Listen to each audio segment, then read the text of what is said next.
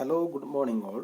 നമ്മൾ നമ്മുടെ ഫസ്റ്റ് സെമസ്റ്ററിലുള്ള quantitative techniques for business decisions എന്ന് പറഞ്ഞ നമ്മുടെ പേപ്പറിൻ്റെ ആദ്യത്തെ ലെക്ചറിലേക്ക് പോവുകയാണ്.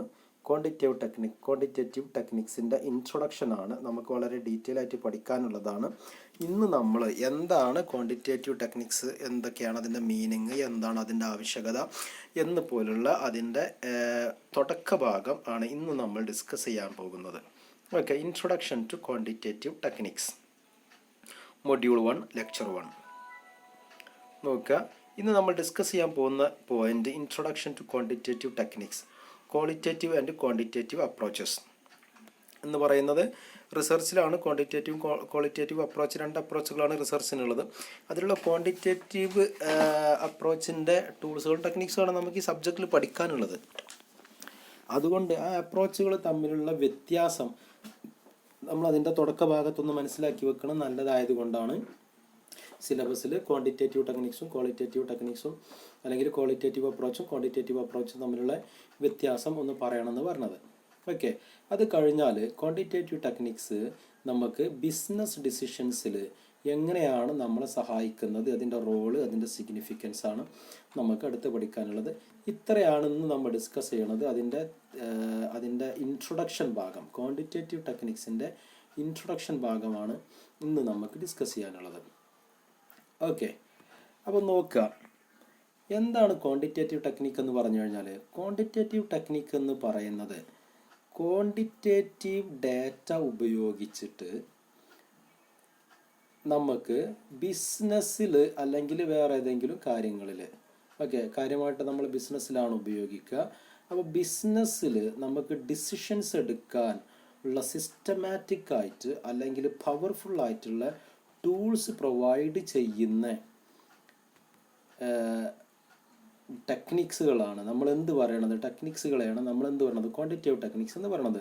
Quantitative techniques may be defined as those techniques which provide decision makers at systematic and powerful means of analysis based on quantitative data.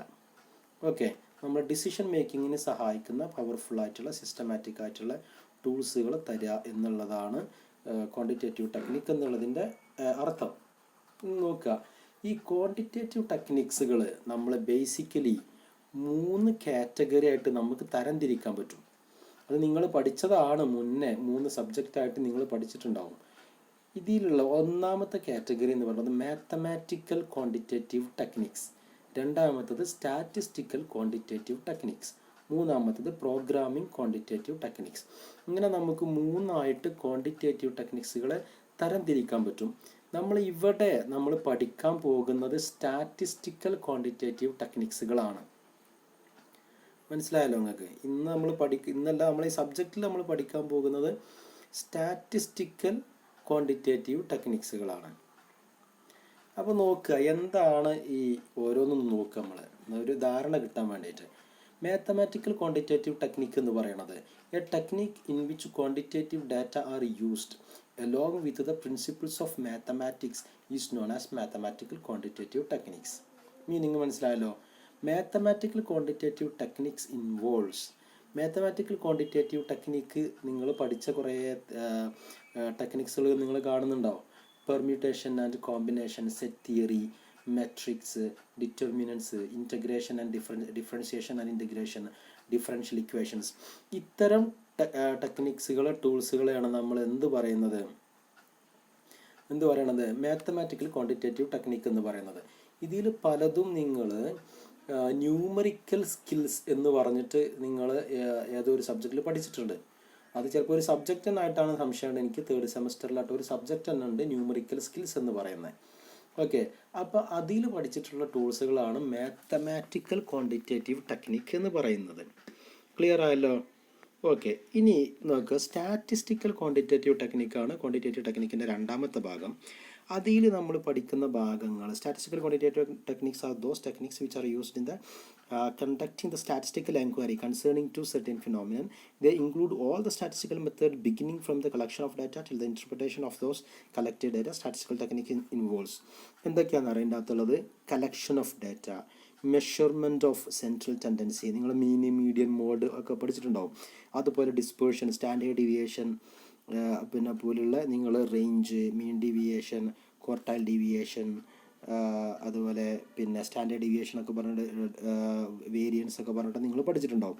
അതുപോലെ സ്ക്യൂനെസ്, കെർട്ടോസിസ് പോലുള്ള ടെക്നിക്സുകളും നിങ്ങൾ ഇതിൻ്റെ ഒരു പിന്നെ എങ്ങോട്ടാണ് അത് ചാഞ്ഞ് നിൽക്കുന്നതെന്ന് അറിയാൻ വേണ്ടിയിട്ട് ഡാറ്റൻ്റെ ഒരു സ്ക്യൂനെസ് അറിയാൻ വേണ്ടിയിട്ടുള്ള ടെക്നിക്സുകളാണത്. ഫ്ലാറ്റ്നെസ്സും സ്ക്യൂനെസ്സും അറിയാൻ വേണ്ടിയിട്ടുള്ള ടെക്നിക്കുകളാണ് സ്ക്യൂനെസ്സും കർട്ടോസിസും. പിന്നെ അതുപോലെ correlation and regression, index numbers, time series analysis, interpolation and extrapolation, statistical quality control, ratio analysis, probability theory, testing of hypothesis. ഇത്തരം ടൂൾസുകൾ നമ്മൾ സ്റ്റാറ്റിസ്റ്റിക്കൽ ക്വാണ്ടിറ്റേറ്റീവ് ടെക്നിക്സ് എന്നാണ് പറയുക. ഇതാണ് നമുക്ക് ഈ സബ്ജക്റ്റിൽ പഠിക്കാനുള്ളത്. നമ്മൾ പഠിക്കാൻ പോകുന്നത് ഈ ടെക്നിക്സുകളൊക്കെയാണ്. ഇത് നിങ്ങൾക്ക് മുമ്പും പരിചയമുണ്ട്. നിങ്ങൾ പിന്നെ ക്വാണ്ടിറ്റേറ്റീവ് ടെക്നിക്സ് എന്ന് പറഞ്ഞിട്ട് QT എന്ന് പറഞ്ഞിട്ട് നിങ്ങൾ 4th സെമസ്റ്ററിലോട്ട് പഠിച്ചിട്ടുണ്ടാവും ഡിഗ്രിക്ക്. ഓക്കെ, ഇനി അടുത്ത ഭാഗം നോക്കുക. അത് പ്രോഗ്രാമിംഗ് ടെക്നിക്കുകളാണ്. പ്രോഗ്രാമിംഗ് ടെക്നിക്കിനെ പറയുന്ന വേറൊരു പേരാണ് ഓപ്പറേഷൻസ് റിസർച്ച്, OR. അല്ലെങ്കിൽ നിങ്ങൾ ഒരു പക്ഷേ BBA ഒക്കെ പഠിച്ച കുട്ടികൾ മാനേജ്മെൻറ്റ് സയൻസ് എന്ന് പറഞ്ഞിട്ടൊരു പേപ്പർ പഠിച്ചിട്ടുണ്ടാവും. BComന് അങ്ങനെ ഒരു പേപ്പർ ഇല്ല എന്നാണ് ഞാൻ മനസ്സിലാക്കിയത്. BBAക്ക് ഒരു പക്ഷേ മാനേജ്മെൻറ്റ് സയൻസ് എന്ന് പറഞ്ഞിട്ടൊരു പേപ്പർ ഉണ്ടാവും.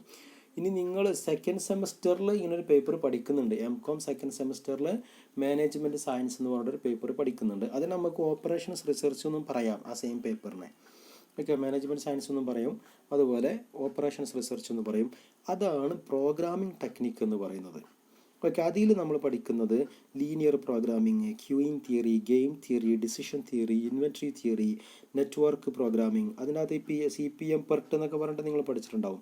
Simulation, replacement theory, non linear programming, sequencing, quadratic program എന്നൊക്കെ പറഞ്ഞിട്ട് നമുക്ക് ഓപ്പറേഷൻ റിസർച്ചിൽ നമ്മൾ പഠിക്കുന്ന കുറേ ടെക്നിക്കുകളാണ്. ഓക്കെ, അപ്പോൾ ഇത് ക്വാണ്ടിറ്റേറ്റീവ് ടെക്നിക്ക് എന്ന് പറയുന്നത് ശരിക്കും നമ്മൾ 3ആയിട്ട് കാറ്റഗറൈസ് ചെയ്യുമ്പോൾ അത് മൂന്ന് സബ്ജക്റ്റുകളാണ്. ഈ 3 സബ്ജക്റ്റും നമ്മൾ ഒന്നുകിൽ നമ്മൾ പഠിച്ചതാണ് അല്ലെങ്കിൽ നമുക്ക് പഠിക്കാനുള്ളതാണ്. ന്യൂമറിക്കൽ സ്കിൽ നിങ്ങൾ പഠിച്ചു, ക്വാണ്ടിറ്റേറ്റീവ് ടെക്നിക്സും നിങ്ങൾ പഠിച്ചു. എന്ന് വെച്ച് കഴിഞ്ഞാൽ മാത്തമാറ്റിക്കൽ ടെക്നിക്സുകളും നിങ്ങൾ പഠിച്ചു, അതുപോലെ സ്റ്റാറ്റിസ്റ്റിക്കൽ ടെക്നിക്കുകളും പഠിച്ചു. സ്റ്റാറ്റിസ്റ്റിക്കൽ ടെക്നിക്കുകളുടെ ഡീറ്റെയിൽ ആയിട്ടുള്ള പോർഷനാണ് നമ്മളിപ്പോൾ പഠിക്കാൻ പോകുന്നത്. ഇനി നിങ്ങൾ ഓപ്പറേഷൻസ് റിസർച്ച് മാനേജ്മെൻറ്റ് സയൻസ് അടുത്ത സെമസ്റ്ററിൽ പഠിക്കുകയും ചെയ്യും. BBAയിൽ പഠിച്ചിട്ടുള്ള കുട്ടികളാണെങ്കിൽ ഒരു പക്ഷേ അത് ഓൾറെഡി പഠിച്ച് കഴിഞ്ഞിട്ടുണ്ടാവും. അപ്പോൾ ഇതിൻ്റെ ഒരു പിന്നെ ആസ് എ ഹോൾ ആണ് എന്ത് ക്വാണ്ടിറ്റേറ്റീവ് ടെക്നിക്സ്. ഈ പറഞ്ഞിട്ടുള്ള എല്ലാ ടെക്നിക്സുകളും, എല്ലാ ടൂൾസുകളും, മാത്തമാറ്റിക്കൽ ടെക്നിക്സുകളുള്ള ടൂൾസുകൾ, അതുപോലെ സ്റ്റാറ്റിസ്റ്റിക്കൽ ടെക്നിക്സിൻ്റെ ടൂൾസുകൾ, പ്രോഗ്രാമിംഗ് ടെക്നിക്സിൻ്റെ ടൂൾസുകൾ, എല്ലാ ടൂൾസും നമുക്ക് ബിസിനസ് ഡിസിഷൻസിന് വളരെ യൂസ്ഫുള്ളായിട്ടുള്ള ടൂൾസുകളാണ്. അപ്പോൾ ബിസിനസ് ഡിസിഷൻസിന് സിസ്റ്റമാറ്റിക്കായിട്ട് പവർഫുള്ളായിട്ടുള്ള ഒരു പിന്നെ ഒരു മീൻസ് നൽകുന്ന ഒരു രീതിയാണെന്ത്, ടൂൾസാണെന്ത് നമ്മൾ സ്റ്റാറ്റിസ്റ്റിക്കൽ ടെക്നിക്സ് നമ്മൾ ക്വാണ്ടിറ്റേറ്റീവ് ടെക്നിക്സ് എന്ന് പറയുന്നത്. ക്ലിയർ ആയല്ലോ? ഓക്കെ, ഇനി ക്വാണ്ടിറ്റേറ്റീവും ക്വാളിറ്റേറ്റീവും തമ്മിലുള്ള വ്യത്യാസം പറയണം. എന്ന് വെച്ച് കഴിഞ്ഞാൽ നമ്മൾ പഠിക്കുന്നത് ക്വാണ്ടിറ്റേറ്റീവ് ആയിട്ടുള്ളതാണ്. ഇപ്പം നമുക്ക് പഠിക്കാനുള്ള ഈ സബ്ജക്റ്റ് നമ്മൾ പറഞ്ഞിട്ടുള്ള 3 അപ്രോച്ചിലും 3 ടെക്നിക്കിലും നമ്മൾ പറഞ്ഞല്ലോ. അതിന് 3 കാറ്റഗറിയിലും പറഞ്ഞതൊക്കെ ക്വാണ്ടിറ്റേറ്റീവ് ആയിട്ടുള്ള ടൂൾസുകളാണ്.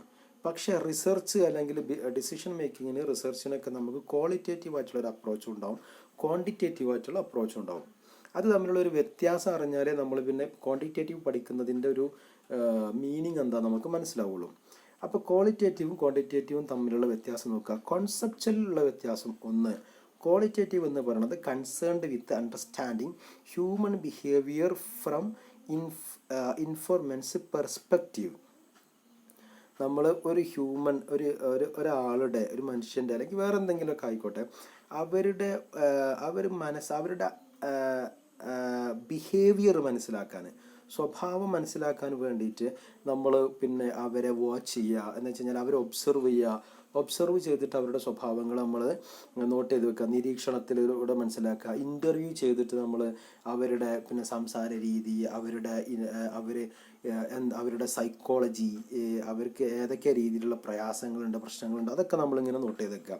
അത്തരം ഒരു പിന്നെ അപ്രോച്ചാണെന്ത് ഹ്യൂമൻ ബിഹേവിയർ മനസ്സിലാക്കുന്ന രീതിയിലുള്ള അപ്രോച്ചുകളാണെന്ത് നമ്മൾ ക്വാളിറ്റേറ്റീവ് എന്ന് പറയുന്നത്. എന്ന് വെച്ച് കഴിഞ്ഞാൽ അത് ഇൻഫർമേഷൻ തരുന്ന ആളുടെ പെർസ്പെക്റ്റീവിനനുസരിച്ചിട്ട് അത് മാറും. ഓരോരുത്തർക്കും അത് വ്യത്യാസം വരും.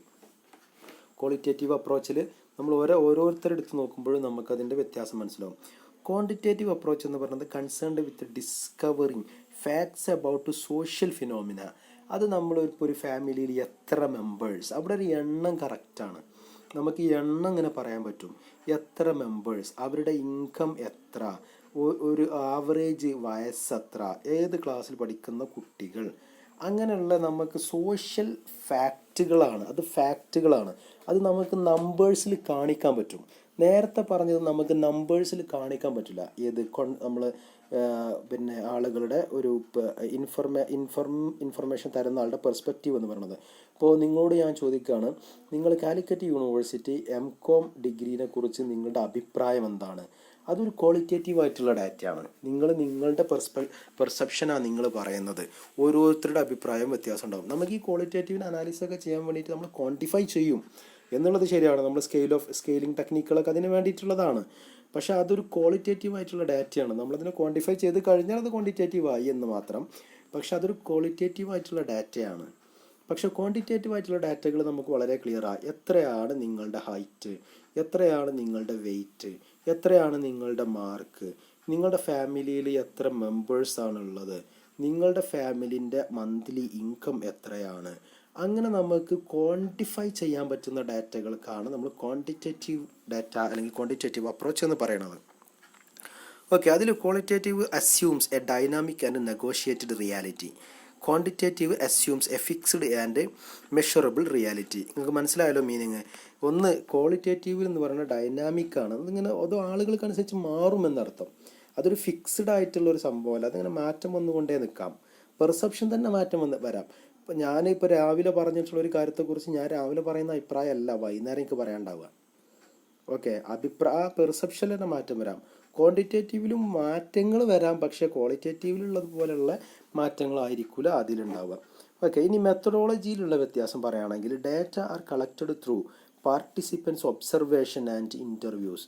പാർട്ടിസിപ്പൻസിൻ്റെ അവരുടെ നിരീക്ഷണവും അവരെ നമ്മൾ ഇൻ്റർവ്യൂ ചെയ്യുന്നതൊക്കെ വഴിയാണ് നമുക്ക് ആ ഡാറ്റ കളക്ട് ചെയ്യുക. അതുപോലെ ക്വാണ്ടിറ്റേറ്റീവിൽ data are collected through measuring things. നമ്മൾ കാര്യങ്ങൾ അളന്നുകൊണ്ടാണ് നമ്മൾ എണ്ണെടുക്കുക, കൗണ്ട് ചെയ്യുക. അങ്ങനെയൊക്കെയാണ് നമ്മൾ എന്ത് ചെയ്യുക, ക്വാണ്ടിറ്റേറ്റീവ് ഡാറ്റ കളക്ട് ചെയ്യുക. Then data are analysed by themes from descriptions by informants. അതുപോലെ quantitative data are analysed through numerical comparisons and statistical inferences. ഇവിടെ നമ്മൾ ക്വാളിറ്റേറ്റീവിൽ നമ്മൾ ഡാറ്റനെ അനലൈസ് ചെയ്യുക എന്ന് പറഞ്ഞു കഴിഞ്ഞാൽ നമ്മൾ എഴുതി വെച്ചിട്ടുള്ള അല്ലെങ്കിൽ നമ്മൾ മനസ്സിലാക്കി വെച്ചിട്ടുള്ള ഡിസ്ക്രിപ്ഷൻസ് നിന്ന് നമ്മൾ അതിൻ്റെ തീംസുകൾ അനലൈസ് ചെയ്തുകൊണ്ടാണ്. ഓക്കെ, എന്ന് വെച്ച് കഴിഞ്ഞാൽ നമ്മൾ പറയുന്ന ഒരാളുടെ പെർസെപ്ഷൻ എന്തൊക്കെയാണെന്ന് ഓരോരുത്തരുടെയും വ്യത്യാസമുള്ളതിന് ആകെ കൂടെ നോക്കി അതിനെ ഒരു അനലിസ്റ്റ് എന്ന് പറയാൻ പറ്റില്ല, അതിനെ പഠിക്കുന്ന ആൾ അതിൽ നിന്ന് പിന്നെ കണ്ടെത്തുകയാണ്. മാറ്റേഴ്സ് എന്തായിരിക്കും എന്നുള്ളതിൻ്റെ ഒരു കണ്ടെത്തലാണ്. ക്വാണ്ടിറ്റേറ്റീവ് ഡാറ്റയ്ക്ക് പക്ഷെ അതിൻ്റെ ആവശ്യമില്ല. നമുക്ക് എണ്ണത്തിനെ ക്വാണ്ടിറ്റേറ്റീവായിട്ട് എന്ത് ചെയ്യാൻ പറ്റും, നമുക്ക് മെഷർ ചെയ്യാൻ പറ്റും. Okay, then qualitative data are reported in the language of ഇൻഫോർമെൻറ്റിൻ്റെ ലാംഗ്വേജ്, ഇൻഫർമേഷൻ തരുന്ന ആളുടെ ലാംഗ്വേജിലാണ് അതിനെ പ്രസൻറ്റ് ചെയ്യുക. ഇവിടെ സ്റ്റാറ്റിസ്റ്റിക്കൽ അനാലിസിസ് വഴിയാണ് ക്വാണ്ടിറ്റേറ്റീവ് ഡാറ്റകൾ നമ്മൾ പ്രസൻറ്റ് ചെയ്യുക. ഇനി നിങ്ങൾക്ക് ഒരുപാട് വ്യത്യാസങ്ങൾ നിങ്ങൾക്ക് കാണാൻ പറ്റും. പല ബുക്കുകളിലും പല രീതിയിലുള്ള വ്യത്യാസങ്ങൾ കൊടുത്തിട്ടുണ്ടാകും. ഗൂഗിൾ ചെയ്ത് കഴിഞ്ഞാൽ പല വ്യത്യാസങ്ങളും നിങ്ങൾക്ക് കാണാൻ പറ്റും. ഞാനതിൻ്റെ കുറച്ച് കാര്യങ്ങൾ പറഞ്ഞു എന്ന് മാത്രം. ഇതിൽ നമ്മൾ പഠിക്കാൻ പോകുന്നത് ക്വാണ്ടിറ്റേറ്റീവ് അപ്രോച്ചാണ്. അത് നമുക്ക് ഇങ്ങനെ കൃത്യമായിട്ട് മെഷർ ചെയ്യാൻ പറ്റുന്ന കാര്യങ്ങളെയാണ് നമ്മൾ എന്ത് ചെയ്യുക, ക്വാണ്ടിഫൈ ചെയ്യുക. നമുക്ക് എണ്ണെടുക്കാനും കൗണ്ട് ചെയ്യാനും തൂക്കാനും വെയിറ്റ് എടുക്കാനൊക്കെ പറ്റുന്ന മെഷറബിൾ ആയിട്ടുള്ള കാര്യങ്ങളാണ് നമ്മൾ ഇവിടെ ഉപയോഗിക്കുന്നത്. അതാണ് നമ്മൾ മീഡിയൻ മോഡ് ഡിസ്പേർഷനൊക്കെ നമ്മൾ കാൽക്കുലേറ്റ് ചെയ്യുന്നത്. അതിനെയാണ് നമ്മൾ ഹൈപ്പോത്തീസിസ് അനാലിസിസ് ഒക്കെ നടത്തുന്നത്. ക്വാളിറ്റേറ്റീവ് ആയിട്ടുള്ള അപ്രോച്ചുകളല്ല നമ്മൾ ഉപയോഗിക്കുന്നത് എന്ന് നിങ്ങൾ മനസ്സിലാക്കുക. ഓക്കെ, ഇനി നോക്കുക, ക്വാണ്ടിറ്റേറ്റീവ് ടെക്നിക്സിൻ്റെ ബിസിനസ്സിലുള്ള ഉപയോഗം എന്താണെന്നുള്ളത് മനസ്സിലാക്കുക. ഞാൻ പറഞ്ഞു എല്ലാ തരത്തിലുള്ള ടൂൾസും നമ്മൾ നേരത്തെ പറഞ്ഞിട്ടുള്ള 3 ടൈപ്പ് ടെക്നിക്കിലുള്ള ടൂൾസുകൾ എന്തിനു ഉപയോഗിക്കുന്നുണ്ട്, നമ്മൾ ഇതിനു വേണ്ടി ഉപയോഗിക്കുന്നുണ്ട്, ബിസിനസ്സിൻ്റെ ഡിസിഷൻ മേക്കിങ്ങിന് വേണ്ടി ഉപയോഗിക്കുന്നുണ്ട്. ഇപ്പോൾ ഇവിടെ optimal allocation of scarce resources in the problem of determining product മിക്സിൽ നമുക്ക് സ്കേഴ്സ് റിസോഴ്സസ് അലോക്കേറ്റ് ചെയ്യാൻ ഏതിനെ ബെസ്റ്റായിട്ട് അലോക്കേറ്റ് ചെയ്യാം എന്നുള്ളത് നമുക്ക് സഹായിക്കും. അതിന് സഹായിക്കുന്ന ഒരു ക്വാണ്ടിറ്റേറ്റീവ് ടൂളാണ് linear programming. Okay, linear programming നമ്മൾ LPP എന്നൊക്കെയാണ് അതിന് പറയാം. ഓക്കെ, അപ്പോൾ ലീനിയർ പ്രോഗ്രാമിംഗ് ടെക്നിക്ക് നമ്മൾ ഇതിനു വേണ്ടി സഹായിക്കും. അത് ഒരു പ്രോഗ്രാമിംഗ് ടെക്നിക്ക് എന്ന് പറഞ്ഞ മൂന്നാമത്തിൽ പെട്ട ഒരു ടൂളാണ്. ഓക്കെ, രണ്ടാമത്തത് maintain A balance between the cost of holding and cost of ordering the inventory. രണ്ടാമത്തെ സംഭവം. അതിൻ്റെ അകത്ത് ഇൻവെൻറ്ററി കൺട്രോൾ ടെക്നിക്സ് നമുക്ക് എന്തിനു പറ്റും? Inventory control techniques are useful in dividing when and how much items are to be purchased so as to maintain a balance between the cost of holding and cost of ordering the inventory. ഇവിടെ inventory control ടെക്നിക്സുകളുണ്ട്. അതാണ് നമ്മൾ എന്തിനു സഹായിക്കുന്നത്? നമ്മളെ inventory, അതിൻ്റെ കോസ്റ്റും അതിൻ്റെ ordering കോസ്റ്റുകളൊക്കെ നിങ്ങൾ കോസ്റ്റ് അക്കൗണ്ടിങ്ങിൽ പഠിച്ചിട്ടുണ്ടാവും. 2CO/I എന്നൊക്കെയാണ് പഠിച്ചിട്ടുണ്ടാവും. ഒരു മിനിമം ഓർഡർ ക്വാണ്ടിറ്റി ഒക്കെ തീരുമാനിക്കുന്ന ഒരു ഇക്വേഷനൊക്കെ നിങ്ങൾ പഠിച്ചിട്ടില്ലേ? അതുപോലുള്ള ടൂൾസുകൾ നമ്മളിതിന് സഹായിക്കും. ഇനി അടുത്തത് നോക്കുക. It helps in determining the earliest and latest times for events and activities of a project. അത് നിങ്ങൾ മാനേജ്മെൻറ്റ് സയൻസ് പഠിച്ച കുട്ടികൾ മാനേജ്മെൻറ്റ് സയൻസിലും ED എൻ്റർപ്രണർഷിപ്പ് ഡെവലപ്മെൻറ്റ് പഠിച്ച കുട്ടികൾ അതിൻ്റെ അകത്തൊക്കെ അത് പഠിച്ചിട്ടുണ്ട്. ഏത് ടൂളാണ്? CPM PERT എന്ന് പറഞ്ഞിട്ടുള്ള പ്രോഗ്രാമിംഗ് ടൂളുകൾ. ഓക്കെ, CPM PERT എന്നൊക്കെ പറഞ്ഞിട്ട് critical path method, programme evaluation review technique എന്നൊക്കെ പറഞ്ഞിട്ട് നിങ്ങൾ പഠിച്ചിട്ടുണ്ടാകും. അപ്പോൾ ഏർലിയസ്റ്റും ലേറ്റസ്റ്റും ആയിട്ടുള്ള ടൈം കണ്ടെത്താൻ അത് നമ്മളെ സഹായിക്കും. Okay, then it helps the management in taking the best possible course of action under the condition of risk and uncertainty. റിസ്കിൻ്റെയും അൺസർട്ടനിറ്റിൻ്റെയും സിറ്റുവേഷനൊക്കെ വരികയാണെങ്കിൽ നമുക്കതിൽ ഏറ്റവും ബെസ്റ്റായിട്ടുള്ള ഡിസിഷൻ എടുക്കാൻ നമ്മളെ സഹായിക്കുന്ന ടൂളാണ് ഡിസിഷൻ ട്രീ അനാലിസിസ്. അപ്പോൾ ഡിസിഷൻ ട്രീ അനാലിസിസ് നിങ്ങൾ മാനേജ്മെൻറ്റ് സയൻസിൽ അല്ലെങ്കിൽ പ്രോഗ്രാമിംഗ് ടെക്നിക്കിൽ നമ്മൾ പഠിക്കുന്ന ഒരു ടൂളാണ്. ഓപ്പറേഷൻ റിസർച്ചിൻ്റെ ഒരു ഭാഗമാണ്. Then it can be used to minimise the cost of waiting and servicing of consumers in queue. ഇതിനു വേണ്ടി ഉപയോഗിക്കുന്ന ടൂളാണ് എന്ത്? Queuing theory. നമ്മൾ പലപ്പോഴും നമുക്ക് ക്യൂ ഉണ്ടല്ലോ. നമ്മളിപ്പോൾ ഫോണൊക്കെ ചെയ്യുമ്പോൾ ഒരു ക്യൂ ഉണ്ടല്ലോ. പലതും നമ്മൾ കാണുന്ന ക്യൂ ഉണ്ട്, പലതും നമ്മൾ കാണാത്ത ക്യൂ ഉണ്ട്. കാണുന്ന ക്യൂ ആണ് നമ്മൾ സിനിമാ തിയേറ്ററിലൊക്കെ പോയിട്ട് നമ്മൾ ടിക്കറ്റിന് വരി നിൽക്കുക, റെയിൽവേ സ്റ്റേഷനിൽ ടിക്കറ്റിന് വരി നിൽക്കുക.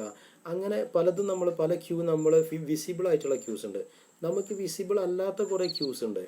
അതിലൊന്നാണ് ഫോൺ വിളിക്കുമ്പം ഒരേ ആൾക്ക് രണ്ടാൾ ഒരുമിച്ച് ഫോൺ വിളിക്കുകയാണെങ്കിൽ ഒരാൾ ക്യൂലായിരിക്കും. അങ്ങനെ അത് മാത്രമല്ല, ഒരേ ലൈനിൽ കൂടെ പോകുന്ന കോൾസുകളൊക്കെ ഓരോന്നിൻ്റെ ബാക്കിലായിരിക്കും, ക്യൂലായിരിക്കും. അപ്പോൾ അതിന് ഏറ്റവും മിനിമൈസ് ചെയ്തിട്ടുള്ള സമയം കൊടുക്കാൻ വേണ്ടി ഏറ്റവും ബെസ്റ്റായിട്ടുള്ള രീതിയിൽ അതിനെ മാനേജ് ചെയ്യാൻ വേണ്ടിയിട്ടുള്ളൊരു ടൂളാണ് ക്യൂയിങ് തിയറി. ഓക്കെ, അതും പ്രോഗ്രാമിംഗ് ടെക്നിക്കിൻ്റെ ഒരു ഭാഗമാണ്. And it helps the management in determining the most economic replacement policy. Okay, നമുക്ക് ഏറ്റവും നല്ല റീപ്ലേസ്മെൻറ്റ് പോളിസി കമ്പനിക്ക് എക്യുപ്മെൻറ്റ്സുകളും മെഷീനറീസ് ഒക്കെ റീപ്ലേസ് ചെയ്യേണ്ടി വരും. ഏറ്റവും നല്ല ഒരു റീപ്ലേസ്മെൻറ്റ് പോളിസി ഉണ്ടാക്കാൻ റീപ്ലേസ്മെൻറ്റ് തിയറി സഹായിക്കും. ഓക്കെ, ഇനി നമ്മൾ പറഞ്ഞിട്ടുള്ള സ്റ്റാറ്റിസ്റ്റിക്കൽ ക്വാണ്ടിറ്റേറ്റീവ് ടെക്നിക്സിൽ ഒരുപാട് ടൂൾസ് ഉണ്ട്. നിങ്ങൾ പഠിച്ചിട്ടുള്ള ടെസ്റ്റ്, chi-square ടെസ്റ്റ്, എനോവ, മെനോവ എന്നൊക്കെ പറഞ്ഞിട്ട് ഒരുപാട് ടൂൾസുകളുണ്ട്. നമ്മൾ പഠിക്കാൻ പോകുന്ന ടൂൾസുകൾ അതൊരുപാട് റിസർച്ചിനെയും ബിസിനസ് ഡിസിഷൻസിനൊക്കെ നമ്മളെ സഹായിക്കും. ഓക്കെ, അപ്പോൾ ഞാനിതിൽ വളരെ പ്രധാനപ്പെട്ട കുറച്ച് കാര്യങ്ങൾ പറഞ്ഞു എന്ന് മാത്രം. Okay, that's all. Thank you. ഇന്നൊക്കെ നമുക്കത് മതി. നാളെ മുതൽ നമ്മൾ ഈ ചാപ്റ്ററിൻ്റെ നെക്സ്റ്റ് ഭാഗം തുടങ്ങും, സെക്കൻഡ് പോർഷൻ തുടങ്ങും. That's all. Thank you.